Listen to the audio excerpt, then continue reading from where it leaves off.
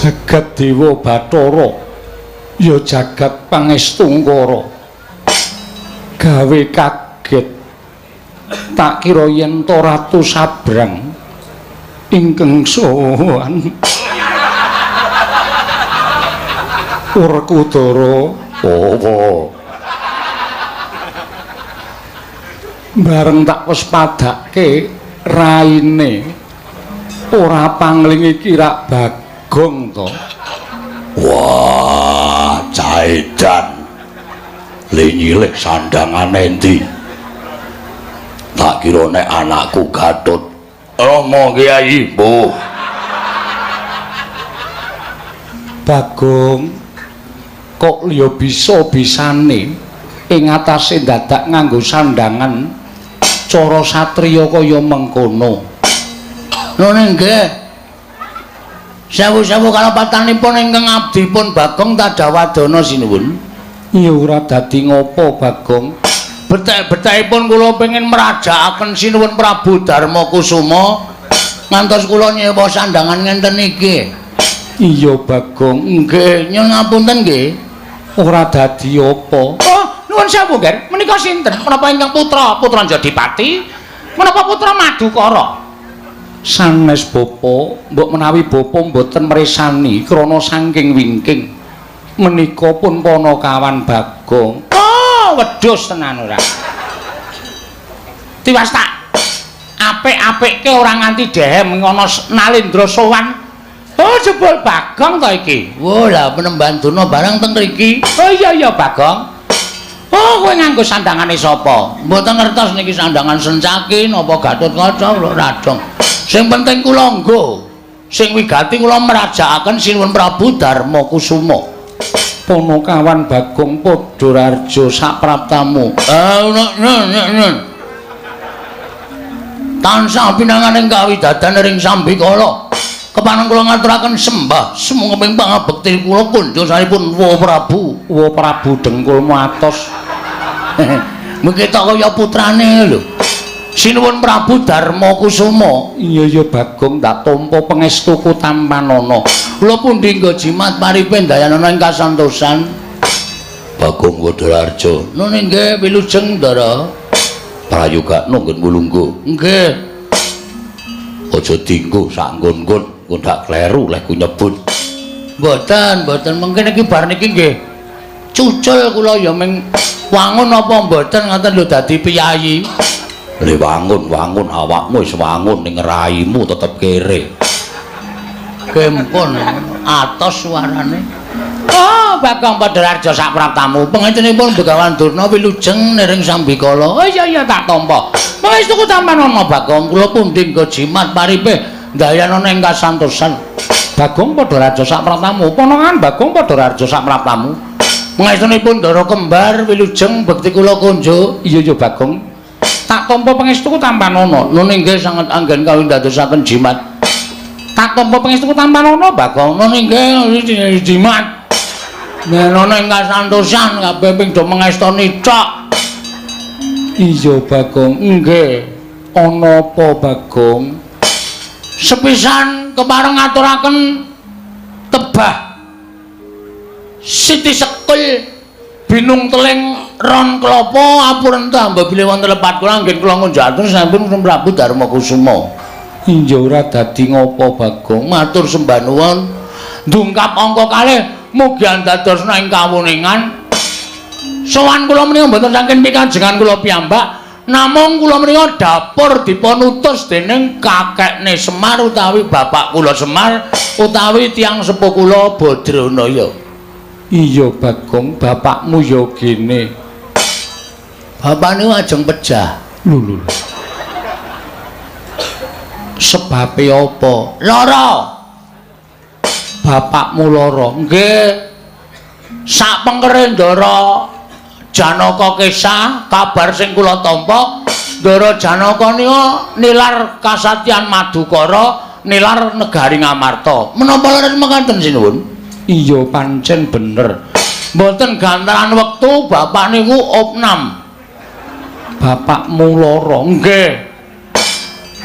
madal sairing usada saniki teng griya nika mung kantun kecap-kecip awake kaya wis ora duwe nyawa ming mripate tok sing urip ming kecap-ketip nek mak pun boten kalu nek ngunjuk pun boten iso ngunjuk kula ya wis omong karo bapak-bapak rasa nganu gegering awak nek mati ya anak-anak wis ikhlas ngonten niku nek bapak tetep boten purun sedo mongone bapak sedo niku kula bahagia wong edan bapakne mati malah seneng entuk lemah akeh banget kula wah warisan diame-ame lah terus sawijining dina bapak niku ngendika kalih kula lah gene bapakmu iso omong saged omong iso ning lirih kuping kula dadak kula templekke enten tutuke bapak iya Bagong nggih ngenten iki Bagong ngenten niku lah ya lek ngomong ki seru wae kok njur kaya bapakmu mengke ndak ora padha karo kasunyatan mergo saniki niku napa-napa niku sok ora padha karo kasunyatan upamane piye kidul dusun ana ula gedene sak jempol mengke kabar tekan tengah dusun ana kabar ana ula gedene sak lengen mengke tekan lor dusun ana kabar ana ula gedene sak glugu kabar kalih kasunyatan boten padha niku saniki pun lembrah iya Bagong nggih ngenten iki Bagong kok wis seru ya Bagong aku iso mari yen kowe nyuwun ngampil pusaka 3 negara Ngamarta kula ya semaur apa Pak matur sinuwun Prabu Puntadewa nek aku butuh pusaka 3 nggo nambani awakku pusaka 3 kuwi apa wae setunggal tumbak waduh lali iki wah cilaka iki dadak mulih njaluk keterangan bapak ya mung wirawiri tumbak baru klinthing para welang tempe karo para welang tumbak karo welang angka 2 payung mutha wah bature Pandhawa pirang-pirang puluh taun karo pusakane Pandhawa ora apal ora payung mutha lha payung apa pijet payung ora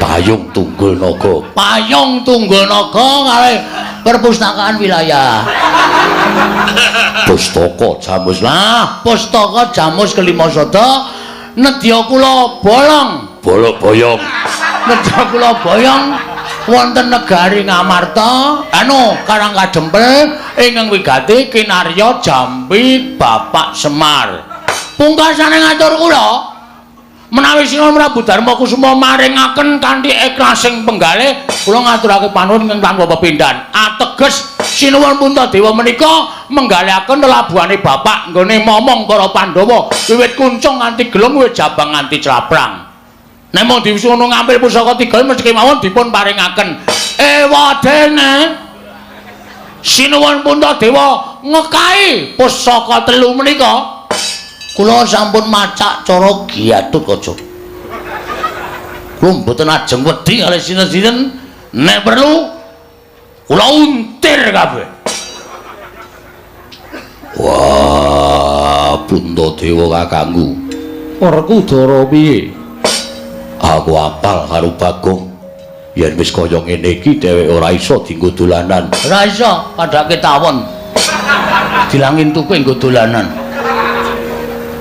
yen muni nesu mesti nesu tenan lho niki contone sing wis tau tak ajar wah sapa sapa ta aku ki nek omong sok ngawur lha nek nesu medeni asli nek nganti sampean boten maringaken tur nggih kula aturi ngemuti nggih sinuwun bapak niku ling abdi karo Pandhawa pirang taun pun suwe banget bapak niku tetep dadi abdi konsisten sebagai abdi mboten tau njaluk undakan bayar ora tau njaluk undak-undakan napa-napa omahe bapak wiwit dereke Pandhawa isih cilik nganti saniki panjenengan wis dadi ratu ya popok kaya ngoten mawon Niku ya bapak ora tau ngresula. Nek saniki bapak niku lara kok Pandhawa maringaken ngampil pusaka 3 kinarya ngusadani bapak. Kok owel? Kok ora ikhlas? Ha niki kula perlu mempertanyakan keikhlasan Pandhawa sarta tresnane Pandhawa karo bapak niku lahir batin napa mboten. Ternyata Pandhawa dilabuhi sepena-sepene ning Pandhawa ora tau ngerti males kabecikane karo bapak. Bagong, Non, pusaka kuwi nggone Pandhawa 5. wis ngerti? Mula pusaka bakal tak paringke yen Pandhawa wis jangkep. Sebabnya apa kok Pandhawa ora jangkep? Lah kowe wis matur yen bendaramu Janaka lunga saka negara Ngamarta. Oh iya. Ning sing nyuwun niku bapak. Bapak niku paring dawuh nek aku waras, aku goleki ndaramu Janaka. Ning gandeng aku kahanane kaya ngene, aku ora iso goleki ndaramu Janaka. Mula aku waluyakno sik srana pusaka 3 niku. Mengene bapak pun kebacut waras, bapak sing ajeng nusul utawa goleki ndara Janaka. Ngoten ngendikane bapak. Werkudara piye? Werena. Wah, yen Bagong nganti ngopo-ngopo aku ora tanggung jawab. Kowe sing kudu nanggung. Kembar kepiye? Kula aturi maringaken kok Prabu. Kok Prabu kula aturi maringaken. Bagong menika bocah edan. Menawi ngantos sakmangke mboten pun paringaken geger sampun geger negari Ngamarta. Sinten ing badhe ngendhakaken dhateng pun Panakawan Bagong. Oh. Piye? Anu pripun? Iya Bagong. Pripun paringaken napa mboten? Kosik iki ana perkara. Lho, urung ana masalah. Rawing Bapa Durna mrene uga kepengin mbutuhake pusaka 3 Bagong. Gandurna? Iya. Gandurna mbutuhake pusaka 3 sebabe Ngestina Ketaman Pegebluk bisane Waluya ditumbali pusaka 3 sing tok kandhakake mau. Mangke riyen. Saniki kula tak takon karo sampean. Panakawan karo Ngastina abot sapa? Pun ngoten mawon. Panakawan karo Ngastina abot sapa? Kula ndereke sampean niku nganti sikil dienggo sirah, sirah dienggo sikil ora tau menuntut napa-napa lho. Terus saniki sampean kok ajeng mbelani wong Ngastina. Sampean le kesia-sia niki wiwit umur 5 taun wis disingkirke saka negara Ngastina, disingkang-singkang karo Kurawa. Nek cara Kurawa, nek cara kula nanti kesusu-susu. Nek cara kula, Kurawa Ketaman Pegebluk mbok ben modar kabeh. Nek Kurawa modar kabeh, panjenengan lenggah teng negara Ngastina. Panjenengan rasa nglakoni perang Bratayuda. Bratayuda? Hah? Bratayuda. Ora sida wuda. Ora. Sesuk. Wah, ora sida ndelok aku. Bratayuda. Wis. Terus saniki bareng Ngastina ana apa-apa kok do nyermimih njaluk pambiyantu ning Pandhawa. Apa ora gagas jaman sia-sia karo sampean? Bagong, wong urip ki aja duwe rasa males winales. Lah niku ora panjenengan. Panjenengan niku ratu sing pancen kondang ikhlas lahir batine. Aja kok brana picis. Aja kok garwa disuwun karo wong liya. Sugeng panjenengan disuwun karo wong liya nek nggo kabagyaning wong liya panjenengan maringaken mula ora aneh nek panjenengan menika keputihan. Lho. Anu, lu dira pethak. Getih putih. Caitan lah. Iya Bagong. Nggih. Tegese lu dira panjenengan pethak menika suci lahir batine. Saniki terus sampean abot Ngastina karo Bapak Semar. Monggo, ora masalah. Mamparingke Durna. Mamparingke Durna. Ning kula wiwit dinten iki njaluk tanda tangan kula keluar sebagai abdi negara Ngamarta. Kula ora sudi dadi abdine para Pandhawa sing pancen ora iso nggatekke karo kawulane, ora iso nggatek karo kawula cilik kaya kula niki. Oh, lho pamunten, Ger. Kula nyuwun pamunten. Kula suwun kanthi sanget panjenengan kedah nglenggahi bawa leksana. Senyatanipun panjenengan kedah nglenggahi menapa ingkang sampun dipun leksanane dening anak Prabu Darmakusuma. Sapa sing dhisik didhisikake, sapa sing keri kudu nampa keri. Menika watahipun Narendra. Menawi panjenengan boten saged nindakaken kados mekaten menika badhe tetel kaliyan panjenengan. Saniki mung gumantung nyawang sing mbutuhke sapa? Apa sampeyan ajeng mentala karo Bapak Semar? Nek Bapak Semar ora ketekan pusaka telu, Bapak Semar seda sing kapitunan para Pandhawa. Oh, perkara Semar mati menika mboten napa-napa. Pandhawa isih duwe nata Ndarawati iki menika Sina Prabu Sri Bathara Kresna. Sina Prabu Bathara Kresna menika pengayomaning para Pandhawa, suwing para kadang Pandhawa. Kresna tanpa Semar ora gayeng. Ora gayeng. Ngoten. Pandhawa niku pancen kudu dimong piyai loro. Nek piyai loro siji ora ana gotang Pandhawa ora bakal iso nglakoni urip minangka dadi satriya ingkang utama. Nuwun sewu, nanging dhisik kula lho, Nger. Sawanipun rumiyin bukan Durna tinimpahipun Bagong. Mula sing keri ya kudu nampa keri, sing dhisik ya kudu nampa dhisik. Pokoke sampean kudu menggaliaken perkawis Bapak Semar. Ampun ngrungokke suarane kongkang kengunya ing kekeleng. Kongkang menika kodhok gedhe, kekeleng menika leng. Kangkung neng kemawon tablek lendute modal. Ngoten mawon mboten sampean ngrasake omongane wong sing sanyatane sejatine menghargai cintrakaning para Pandhawa kanthi api-api ngestina ketaman pegeblok rebut pusaka. Nek pusaka wis karebut tumuli nuwun sewu badhe mejahi para Pandhawa menika angel mijet wae nganti suwe banyu sinaring bus Bagong. Ngapa? Kowe ngecek karo Bakal Durna? Mboten ngecek niku nyatane. Lho, nyatane kowe ndakwa karo aku sing elek. Kula mboten ndakwa. Ning kula menika mung nggunakake ngelmu titen. Lha, nggunakake ngelmu titen. Durna Sengkuni Kurawa niku nek karo Pandhawa asline lair tresna ning batin sengit. Pun ping pinten sampeyan ajeng renah patine para Pandhawa. Ning nek saiki aku pengen nyuwun ngambil pusaka telu mau, kinarya nambah rengganing kula jeng Kestina. Ajeng alasan apa kemawon kula iso maca ati sampeyan. Lho, nek ngono kowe ndakwa karo aku. Kula ora perkara ndakwa. Ning perkara niki perkara Sinuwun Prabu Darmakusuma ajeng meneke pusaka dhateng sinten? Kula panjenengan ngalah, paring sampeyan kula kudu ngalah, ora usah nganggo padu. Iki ku nganggo padu merga wis wani karo Begawan Durna. Kowe ngalah. Kowe kere gedibal 17 wong elek ngelak mripat. Semar kae ya mung kere. Semar kae wong ora duwe. Lho, Semar mati ya wis ora apa-apa. Wong sing mati wong ora duwe. Sing mati men kawula. Nggo abrak apa Semar? Semar urip lho men ngebot-boti uripe para Pandhawa.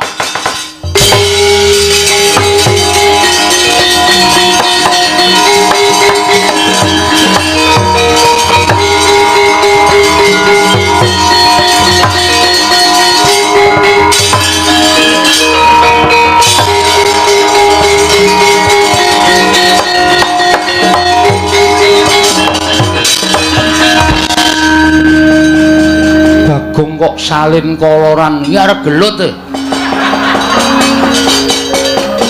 Gelut nang nganggo sandangan kasatriyan ki ribet dadak benake kelat bau. Dadak netepke ira-irahan. Cecok iki ajeng gelut niki kula wis krasa. Nek mboten kula ajangi jembar ndak mung sak kepenake dhewe. Lho. Kowe ketoke bakal wani karo Begawan Durna. Lho, biyen wani saiki wani, Mbah. Ora ana alame Bagong kok wedi karo Begawan Durna iki kapan? Kula tak takon. Hah? Sampeyan ya wis kelingan nek kula niku mesti wani karo sampeyan. Lah kok dadak takon lho kok arep wani karo Begawan Durna. Bagong niku ora wedi karo sapa-sapa, Mbah. Patokan kula niku anggere bener sing tak belani wong tuwa kula, aja kok sampeyan dewa mudhone Bagong ora gigrek. Hah? Aja ngomong Durna. Ha sampeyan niku kudu meh titele pendhita kondang monyor-monyor ra ning Ngastina. Ha ta? Sampeyan niku upama gambare diumbulke ra tau iso mbukak, kalah terus. Aku sampeyan ajeng nantang karo Bagong. Saiki ngene. Sampeyan butuhke pusaka telu, aku ya butuhke pusaka telu. Digawe sayembara. Lho, sayembara apa? Nek kula kalah karo sampeyan, sampeyan boyong pusaka telu. Nek sampeyan kalah karo Bagong, kula sing boyong. Lho.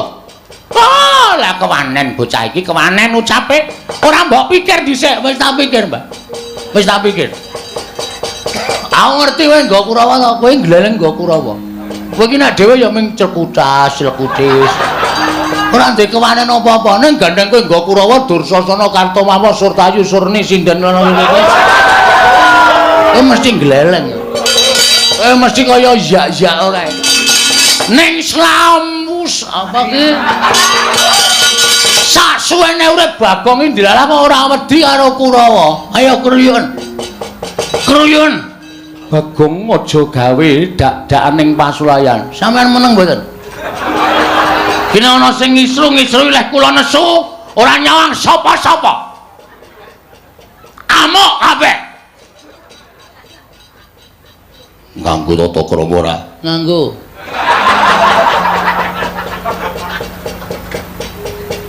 Gene wedi. Kono gedhe. Keseron nganggo akik lendodok.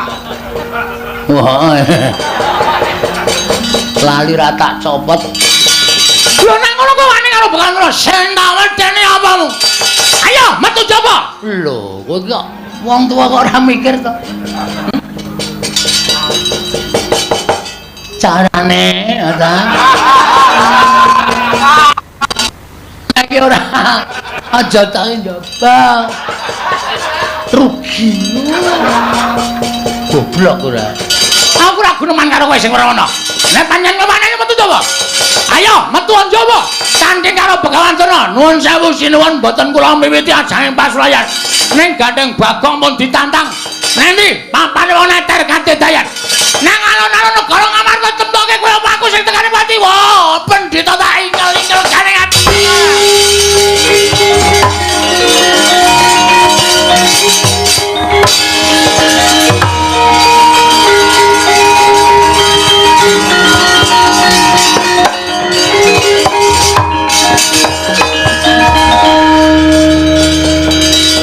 Lah wis tantang-tantangan kok malah begogok.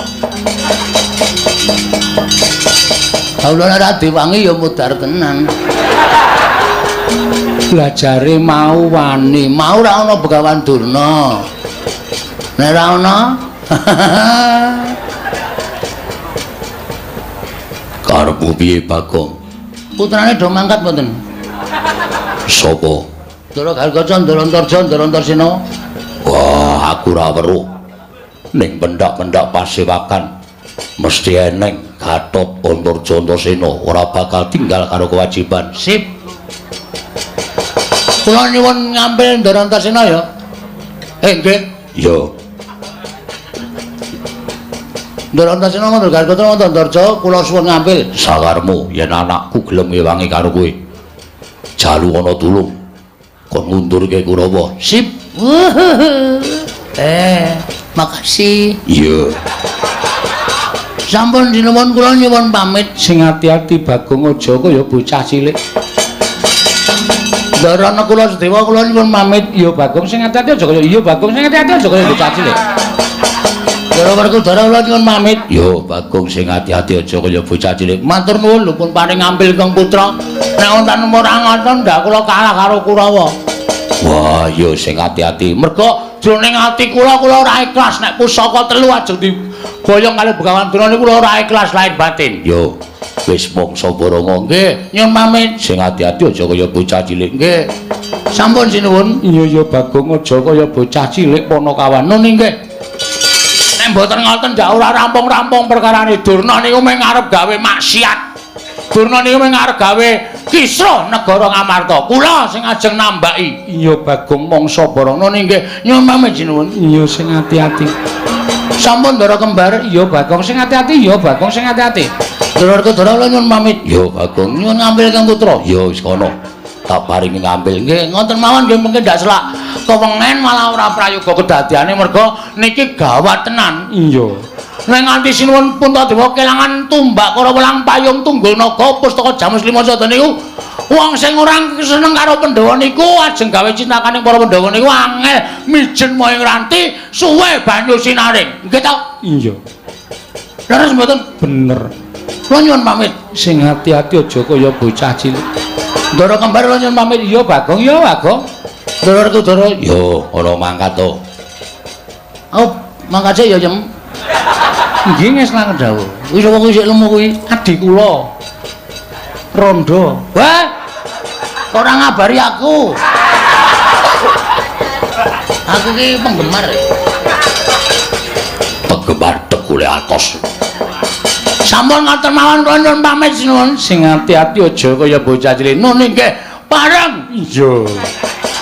Sumpame Ndara niku Ndara. Yo sing hati-hati. Parang. Yo. Merga kula niku nek wis karo Kurawa jane asli ora seneng. Sengit kula kepati-pati karo Kurawa. Mula kula niku ndek penjangka nek Kurawa ketemu Bagong Ijan padha ijan upamane. Iya. Kartomarma pas mlaku-mlaku dhewe ketemu karo kula mesti tantang gelut kok. Yakin kula jak gelut mesti. Iya, mergo sengitmu karo Kurawa. Nggih. Lah kula lek sengit ki mergane napa? Kurawa niku mesti gawe cintrakane ndara-ndara kula para Pandhawa. Monggo kula tresna ning ndara-ndara kula Pandhawa. Iya, ketok tresnamu karo Pandhawa. Mekaten. Sampun. Iya. Sampun. Iya. Pun nggih. Yo sing hati-hati. Ndara kembar pamit. Ya sing hati-hati, ya sing hati-hati, Bagong. Ora sak kesusu-susu sare-sare. Wis ya inggih ngatos-atos. Ora tak ajar tuman main nggih. Yo. Ora tak waneni ndak durna iki arep sewiya-wiya ya ta? Iya. Merga pun nggih. Yo sing hati-hati. Sampun Ndara. Iya, sing hati-hati. Ndara kembar. Iya, sing hati-hati. Kula tak medal jawi. Mbuh rawang sulap. Lho kok nesu? Pamit kok bola-bali. Ngene iki ngopo? Sangu. Ora nggawa dhuwit. Wah, Ora duwe. waduh. Urung ngompong wis muni ora duwe. Nggih pun, ngaten mawon. Kula nyuwun pamit tambeng mestu. Sing hati-hati aja kaya bocah cilik Ponokawan. Ngono nggih. Ora lidok ujare wong daplok. Durna nang ndi papan anggere gleleng. Anggere gembelo sirahe suarane kemlotak kaya kerakal. Mesti nggawa Kurawa. Nek ora nggawa Kurawa durnae wonge ora tau wani swara atos. Nyuwara sing rapenak. Kurawa dampyak-dampyak goleki aku. Aku ki pinter ndelik wong aku iki copet kok. Dadi bingung ora ta ya. Aduh, kebingungan goleki aku. Ning suwe mesti kecekel iki.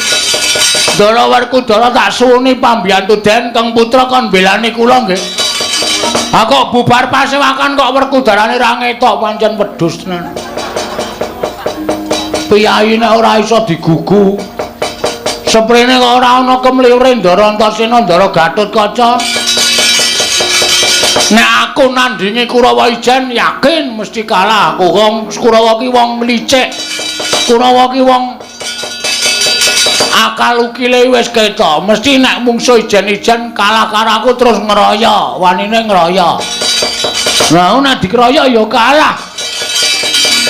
Kene ora aku cekak-ceket goleki Ndara Antasena Ndara Gatotkaca, Ndara Antarja takon belani aku selak kecekel Kurawa modar. Nek ora goleki Ndara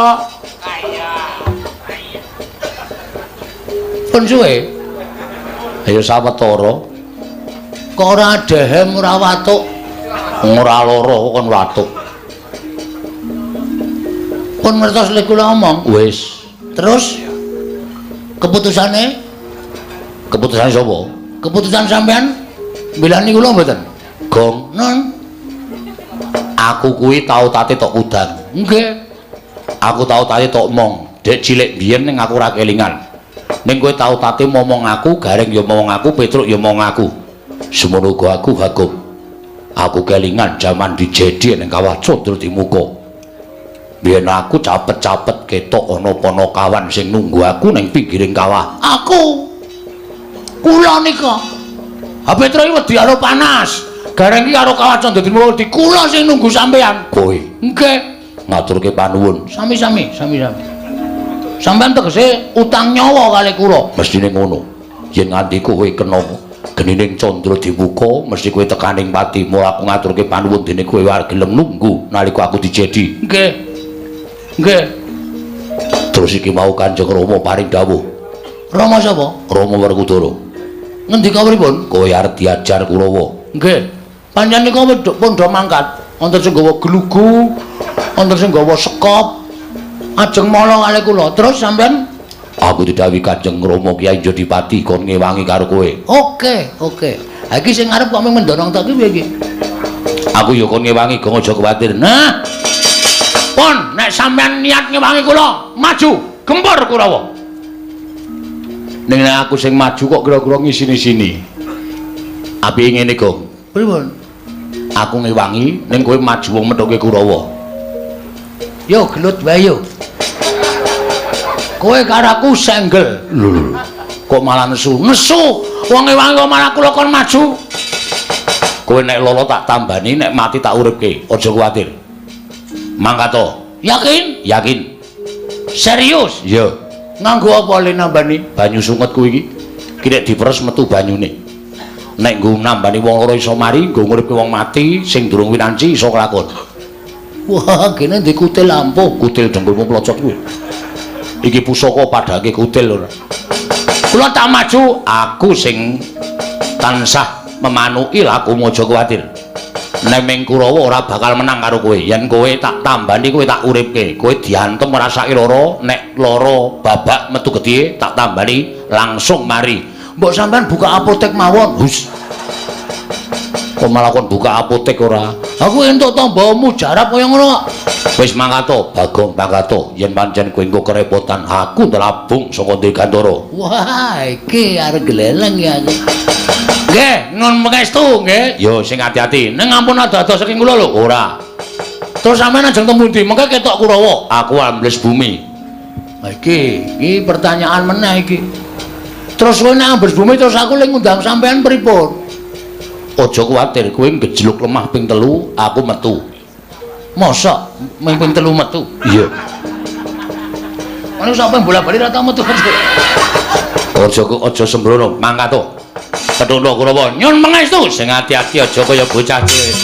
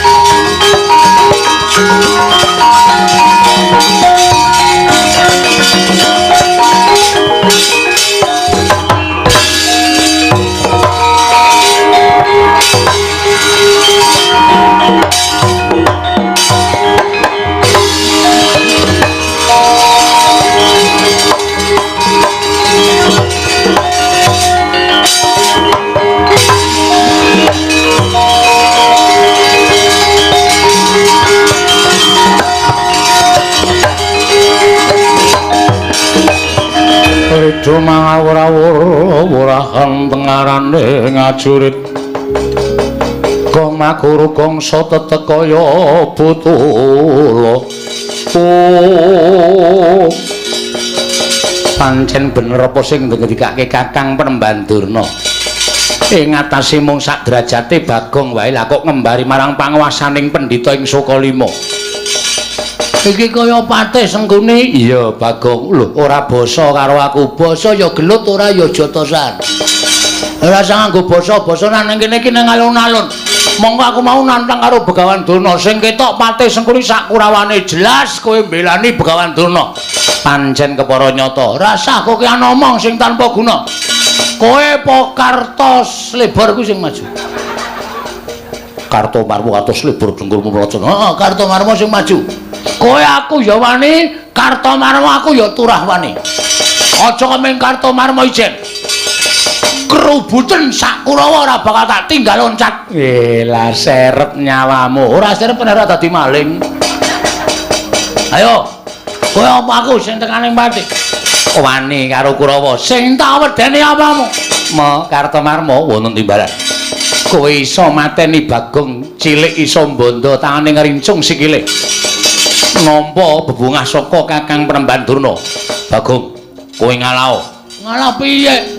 Ora iso kon ngalah. Cepeleke ora. Aku kalah nek wis tekaning pati, ngatang-ngatang dadi batang. Kuwi sipate Bagong ngono kuwi. Kowe wae mo sing ngalah. Lho. Kowe bali kowe mbane remuk sirahmu kowe. Lho, apa kira-kira kowe iso ngalahke Kartomarmo? Woe lah, didelok malam ini.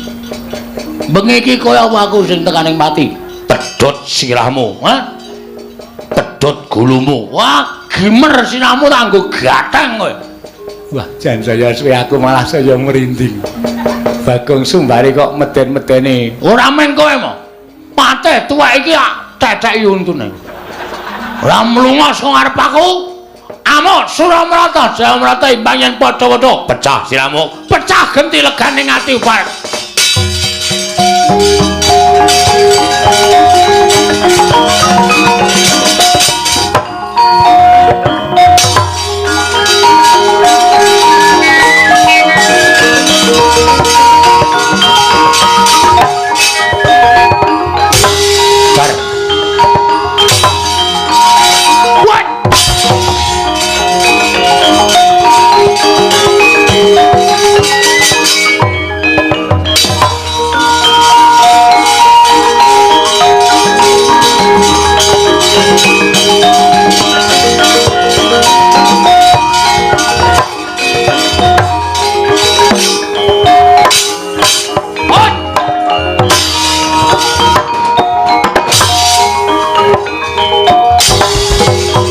Semah tak petokke.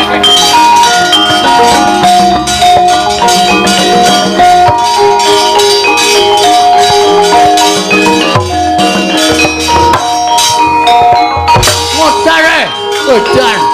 Ayo, kekuatanmu sepiro Bagong Musaku? Remok.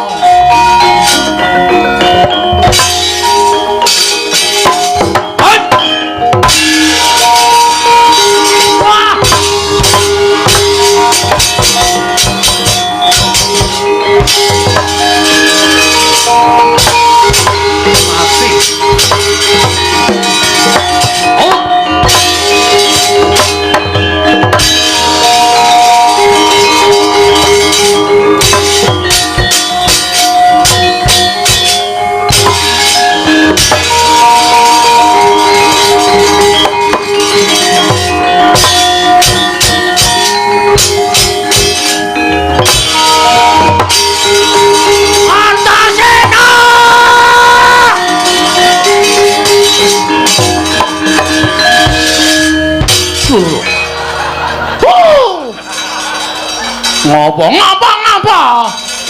Oh, arep modar aku yan. Mau janjine piye? Gejluk lemah ping 3. Wis luwih saka ping 3. Nganti sing tak gejluk ngolet-ngolet. Ra metu-metu. Ya sing gedhe pangapuramu kurang seru, Gong. Wah, ngono carane ngene iki aku enggak main aku. Enggak main piye? Wis ora nggo perang-perangan. Aki senegro iki nglocop bathuke iki. Ki gede iki. Tambane nganggo sungutku mari. Lho. Heeh. Ki nggon unyeng-unyeng iki. Kuwi borok kok. Oh iya, Ding. Tambane iya. Yo. Ndak gatel. Yo. Malah nambani borokmu barang. Sonana wah wis ora tertib mah aku. Maju meneh, aku tak rasa ambles bumi. Engko konangan. Lera penak ning kono kuwi, Gong. Nek konangan tak dikira wong Pandhawa mbelani karo kowe. Lah ya kowe. Ngene wae. Piye? Lho, ora bosok anu pripun? Aku tak manji ning awakmu. Manji awakku piye? Manji ning jero awakmu. Kowe engko diantem ora krasa, dipateni ora iso mati. Iki serius? Iya. Tenan. Lihat ndi?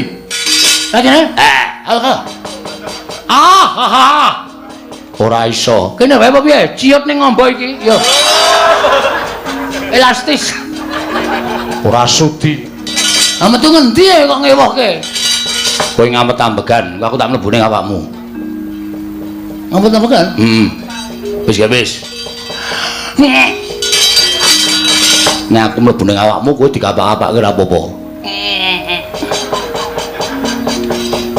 Lah moyo ditibani gaman mesti kowe ora apa-apa. Mergo kowe kedunungan aku kuwi dadi ampuh. Wis ngono wae aku tak mlebu ning awakmu ya. Nek wis klebon awak aku mesti dadi ampuh. Gek wis lah modar. Omong wae malah pidato. Aku tak keplak sirahmu lho kowe. Wis gak wis. Gunjang kancing langit kelap-kelap katon lir kincang ing risang mawe gandrung kono wis sampe teng ngendi aku wis nang awakmu lho kok ora mbrenjol ya ora mergo iki sukma weh lah gleleng iki kowe diantem ora apa-apa dipateni ora iso mati mergo saka dayaku terus kowe iso napa meneh iso ngilang mboten ora iso mbok gawe iso ngilang benar nyolong kowe saidan ora ambles bumi ya iso mabur ya iso weh lah kok sampean dadi wong biasa ora iso mabur mergo aku ora dikeparengake mabur nek aku sing duwe kekuatan iso mabur wo nek ambles bumi ngampet-ambegan niat ingsun ambles bumi terus sirahmu tatapno aspal ngarep kuwi ki anggreng kok ora au gejegluk tak jak senggel iya ngampet-ambegan kok ora sida weh engko nek ra nyata mlenthung dase nyata-nyata gawe wis niat ingsun ambles bumi wah lah bumi iki peteng tenan. Ora ana apa-apa, Bulna. Wah lah kaya ana wong kae. Tak japak, wah asem mayit to. Jaratan ketole mringis metu ngolah. Ah. Nek mabur sirahe gedruk ping 3 niat ingsun mabur. Mbok sing apik omongane. Ya nu sikil. Wah, antasena iki arep nyilakake sirah kok kon gedruk ping 3. Ayo mumet mabur tenan kon melayang. Sikil gedruk ping 3 niat ingsun mumet. Niat ingsun mabur. Kowe aja tiru aku to, antasena.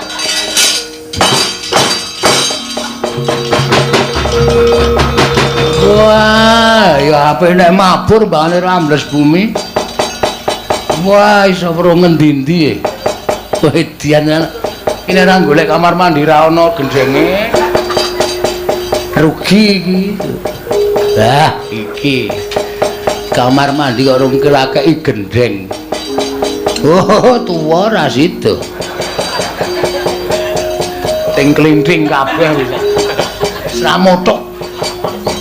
Wis. Nek medun, ayo wis medun ngono wae. Ah. Ki arep gleleng iki. Wis nantango. Amun Suramarta, Jayamata ayo kartos lebar. Iki Bagong Sayar digdaya kliwat tukur. Kowe mungsu aku iso menang meguru karo kowe 20 taun legane ngatiku barak.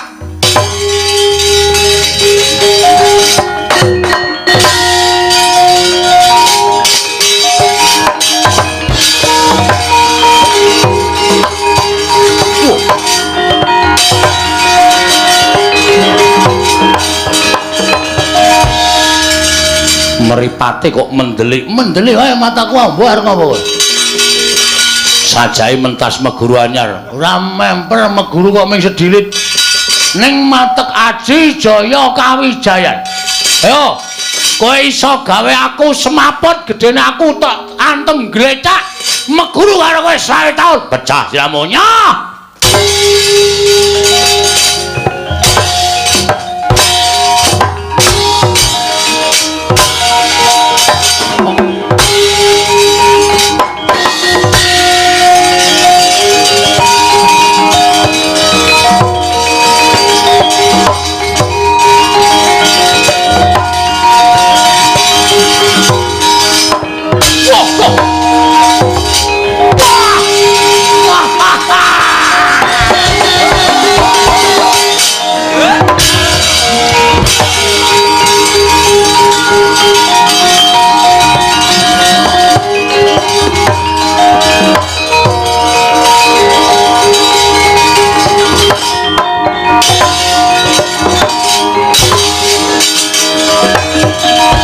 Kose lagi ngematke wong gawa kopi. Urung-urung nyekel tumbak ora. Ayo pecah siramu kowe nya tumban. Nya tumban. Tumbak iso mbolong ndasku. Aku meguru karo sae taun. Nya wis. Mati tenan kowe Bagong. Hah? Mati tenan. Engko tak ces. Mangan entek baterai colokan listrik murup menah guys. Aja edan, ora edan serius iki. Pecah siramu nya. Piye iki ora muni gamelan. Ngopo dak-dak. Pecah siramu. Kuwi Ding. Pecah siramu nya. Ah ngono. Hot. Hot. Wah. Oh, mati. Wah. Waduh. Ya.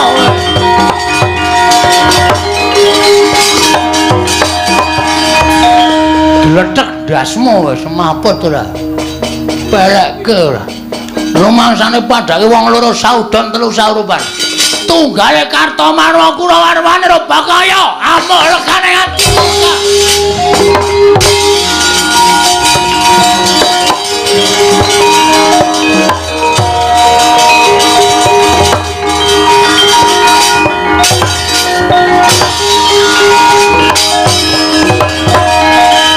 Sapa kowe? Arepku Karto Denda. Wah, ora tau mbayar per bulan kowe. Ora tau mbayar tadi denda terus peranganing para Sata Kurawa. Karto Denda dasar Purnyata. Karto Marmo kalah karo kowe. Karto Denda durung karuan. Kowe arep ngopo kowe? Ngajar kowe. Kowe nek aku kene iki kira-kira kowe gila ora? Lho, dimati lho. Lho. Kok mlesek awake? Ora mung awake tok. Aku nang mleseke sak ndase. Ora percaya kowe? Lho, mati aku. Apa mau ngapane?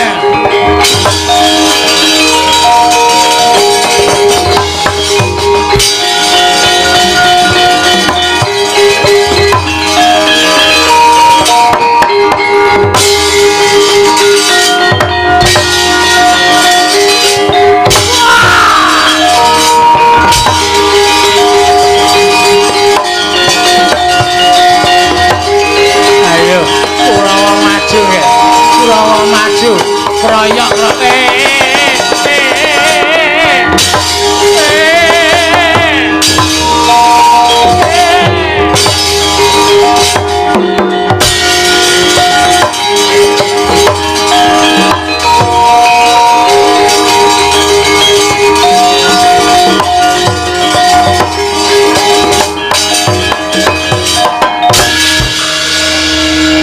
Gunjang Kanjeng pamit kelapa katon lir kincanging aduh mawe gandrung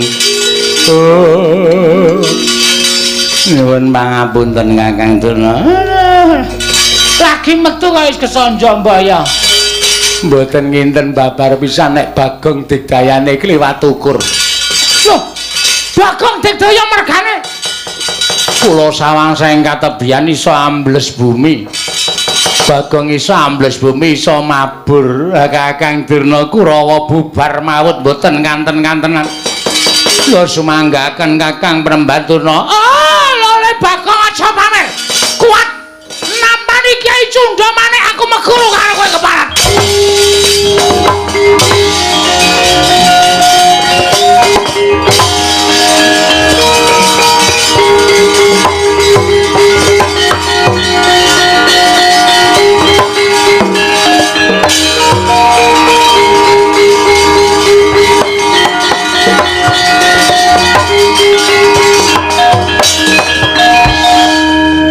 Gus, piye?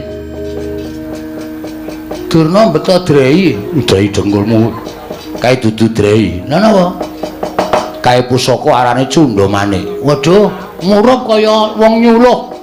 Mergo saka dhewe kekuatane sing ampuh ngegilani mula pusaka kae murup. Terus ora sawedi. Kethuke Gong, kowe ora bakal tekaning pati. Engko nek mati ora sawedi. Tandang ngono, aku sing bakal namengi saka jero awakmu. Oke, ayo gawa pusaka suntan aku ora wedi legane atiku kuat.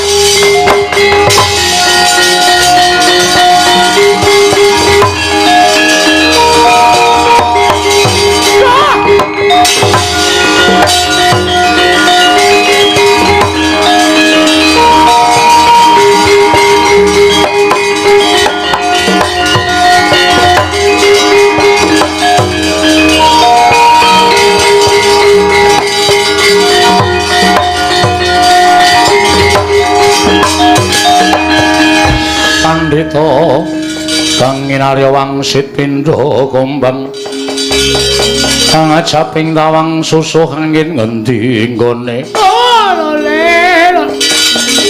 entos malu kembal manyar-manyar duk ning dungkul wana dadi alas-alas dadi wana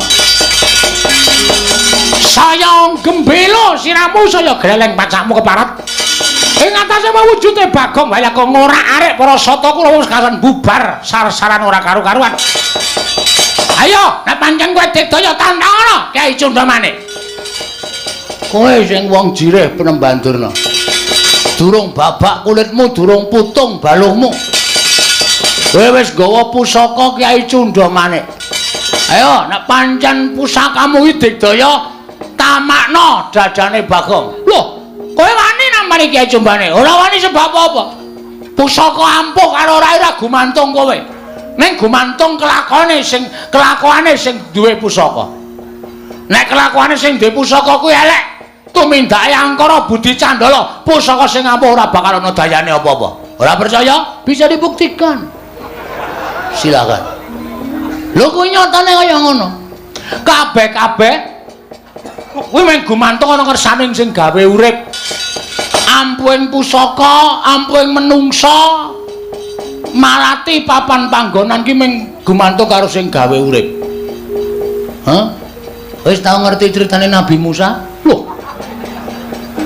Pendhita ora tau menyang pengajian.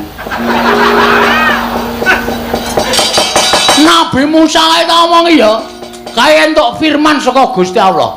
Musa, tongkat kuwi sabetno ning Laut Merah. Mergo entuk firman saka sing gawe urip, mula tongkate ampuh. Nek wis ora diparingi firman karo Gusti sing akarya jagat, tongkat kae ya mung kayu ngono wae ora ana dayane apa-apa. Cundamanik semono uga tok anggap ampuh nek Gusti sing gawe jagat marengake Cundamanik ilang dayane kuwi mung wesi rongsokan kuwi. Ayo tibakno ning wetenge Bagong. Ayo wis. Ayo ora bakal temancep ning malah dadi srana melancarkan peredaran darah. Mergo aku tak uncek nggon weteng.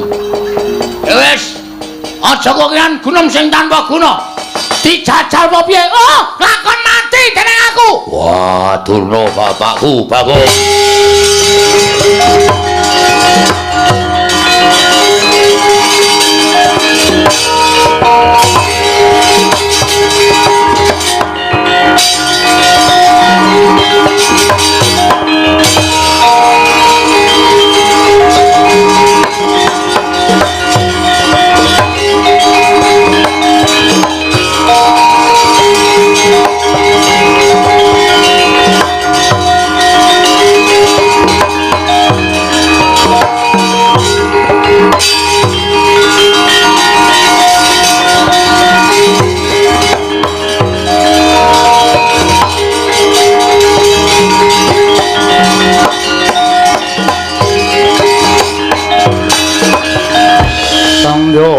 Para Pandhawa mbiyok gumulung mangung siring sata Kurawa kambaung Wisra katitih merut layut sagung Praratu.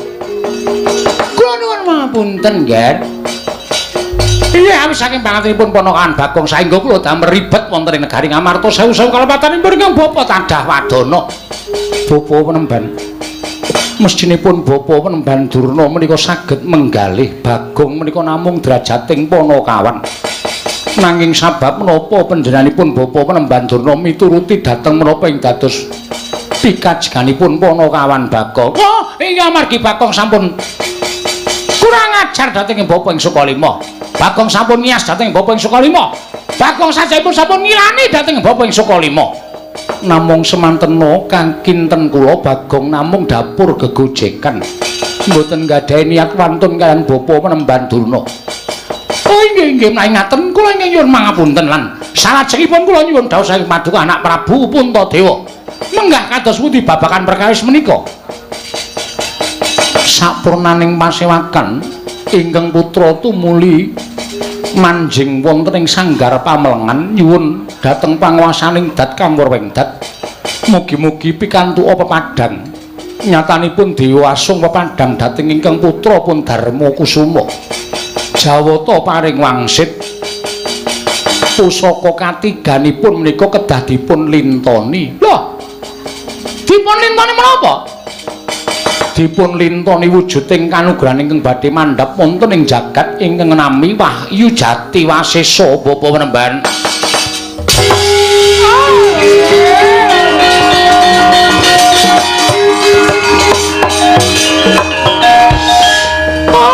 Kandhak bleguduk soal gembol suara ante awela. Dipun lintoni wujuding Wahyu Jati Wasesa kasinggihan mekaten. Menawi Bapa saged ngaturaken inggih menika wujudipun Kajeng Jati Wasesa tuwin Sekaring Jati Wasesa. Kula badhe ngaturaken wujudipun tumbak Karawelang payung tunggul naga miwah pustaka Jamus Hyang Jimat kelima sada. Wujudipun Sekar Jati Wasesa lan Kajeng Jati Wasesa. Kula aturaken Paduka badhe maringaken pusaka tetiga. Inggih kasinggihan mekaten. Nyuwun pamit yer kula ke Bapa badhe ngupati wonten pundi durungipun.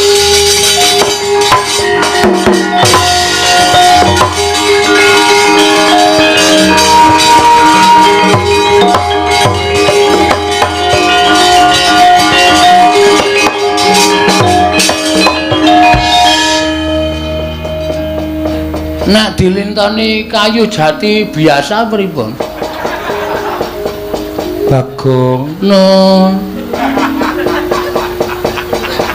Kowe tak kandhani ya Bagong, nggih. Ratu kuwi ora kena mban cindhe, mban siladen. Mban cindil, mban cindhe. Mban siladen tegese ora kena bedak-bedake. Nggih. Kowe bali neng Karang Kadempel. Mekaten sinuwun. Iya Bagong. Matura karo bapakmu mesti wis tanggap. Oh nggih, ngestakaken dawuh. Nyuwun pamit nggih. Ndara Kudara, sing ati-ati aja kaya bocah cilik. Sampeyan ora ngerti kekuatan kula to? Wente kekuatan apa? Mungsa Kurawa menang. Wah, aku ya weruh. Gumun aku ing atase Bagong kok kekuatane ngedapi-dapi. Awula saniki Bagong modern. Iso ambles bumi, iso mabur. Oh iya. Nggih. Kaya ngopo? Mangmatke nek mboten pitados.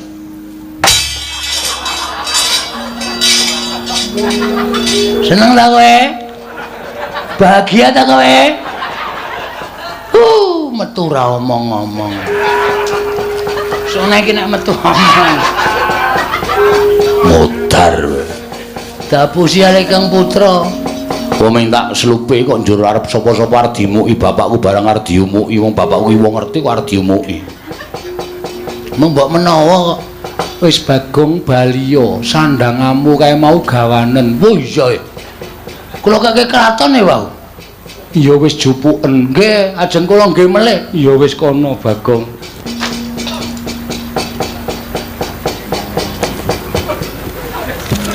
Romo Kiai, mbuh. Dimas Antasena ketak ndasmu kok. Ora dakoni tenan aku. Ora masalah. Sing penting kowe iso gimer sirahe gareng. Sik diancam kok kakane. Nyuwun pamit, Sinun. Sing ati-ati aja kaya bocah cilik. Nggih. Nyuwun pamit nggih. Iya.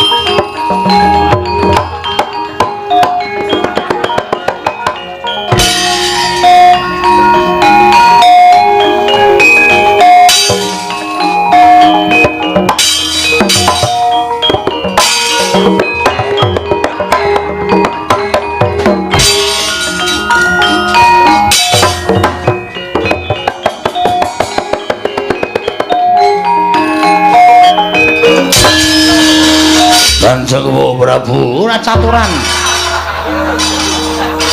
Kuwi yo apa to gong surangan kok dadak salin barang arep mungsuh apa wedoke. Wani wa sing tak wedeni apamu? Kata dian kanton kaca. Kata. Kuwi le nyewa sandangan endi kuwi? Wong cukup kok sak karepku. Gayamu. Wong cukupe kok sak karepku wis kono ora sawerna-werna. Aku tak nonton kaca paesan. Weh, aku mbok melu nonton. Kaca paesan ki pusaka arep ditonton bareng-bareng. Pun dadi presani lho.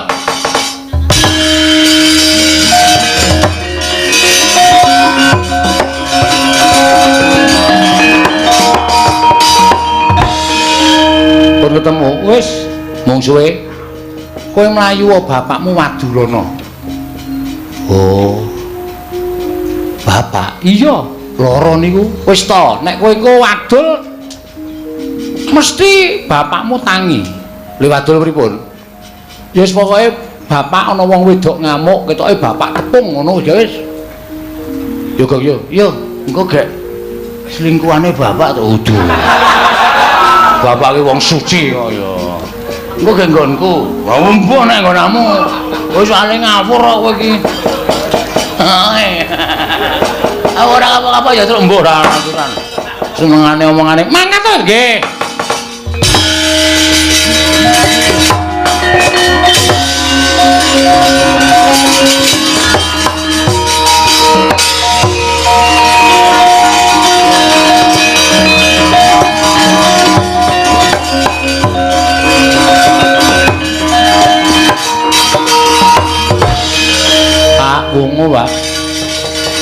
Wungu, Pak.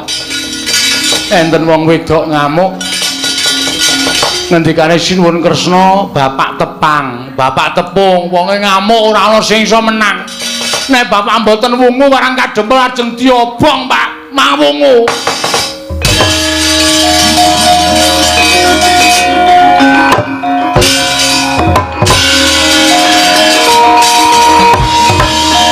Nek ora wong tuwa tak duandem glugu tenan. Juga ape-ape kok nyampar rai lho. Ning aku seneng bapak waras.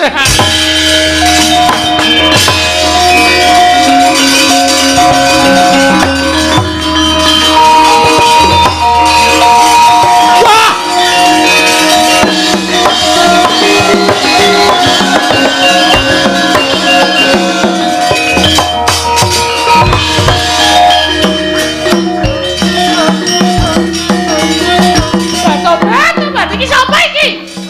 Gilani ana wong kok kaya bulus. Arep bulus ning aku cinta padamu. Tobat iki sapa lho iki sapa? Ah kowe iki. Mbuh tresnaku karo kowe kok nganti kaya ngene. Aku to tinggal lunga lah kok dadi aku nganti lara to Kanastren. Kowe aja ninggal aku Kanastren.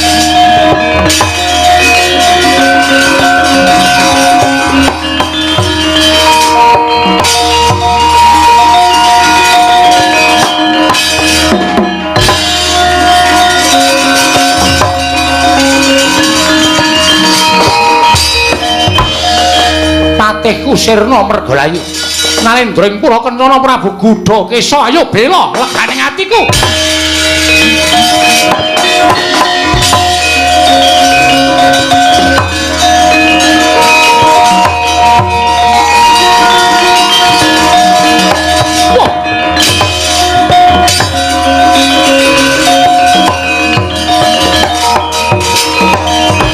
Dong ngawur-awur-urahan tengarane ngajurit gong magoro gongso Nalindra ireng semani sapa? Lho.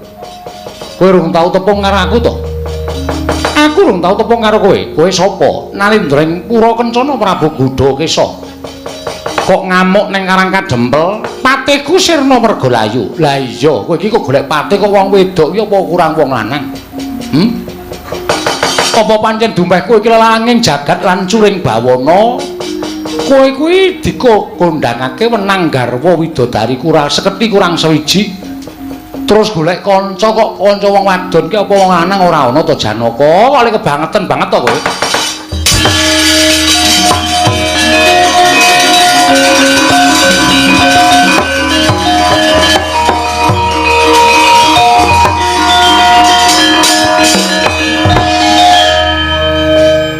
lunga saka kraton nampi dawing dewa kinan rumeksa Sekar Jati Wasesa. Monggo kembang wis dipethik dening Si Abimanyu ditampa dening Kakang Semar menika kanugrahan tumraping para Pandhawa Kaka Prabu. Syukur yen to pancen kaya mengkono. Ayo Yayi kundur marang raja mesake dulur-dulurmu nungging ngestaken dawuh Werkudara. Nggih. Mlumpuk ning Karang Kadempel nanging resik ana dhisik aja nganti ana ingkang bakal munasika. Yo.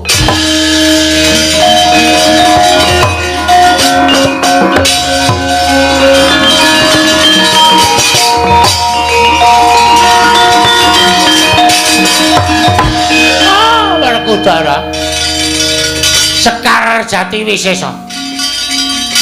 Piye? Aku ora iso nemokake nek aku njaluk pusaka telu. Sing iso nemokke Semar pusaka telu ning Karang Kadempel. Lho, tak jaluk. Aja Tak jaluk. bali nyang Sukalima.